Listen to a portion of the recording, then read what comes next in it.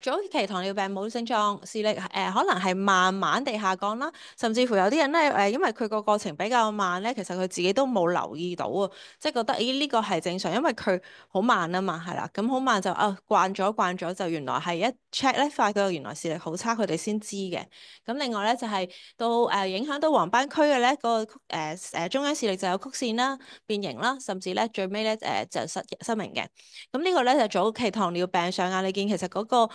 我哋叫眼底呢個眼底相啦嚇，其實都相對嚟講比較正常，可能係得一兩點血，呢度可能有點血啊，呢度有少少血，其實冇咩特別係好明顯啊，或者係令到視力係好大受損嘅。咁但係咧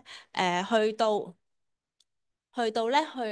後期咧就係佢嗰度會有滲水滲血啦，就令到個黃斑區腫咗啦，睇嘢會差，甚至咧係眼裡面會出血嘅。咁呢啲通常就會視力就好大影響啦。咁去到喂，咁我點樣知道有機會係有糖尿病上眼呢？咁有咩風險呢？如果你患病時間越長嘅，我哋知道咧患有糖尿病上眼嘅機會就越高。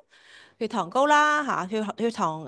成日都控制唔到啦，各種原因可能自己真係唔聽話，唔記得食藥，又或者其實啲藥物控制唔到咧，都係會影響啦。血壓高亦都可以影響過，血壓通常呢啲一齊嚟㗎啦，係咪先？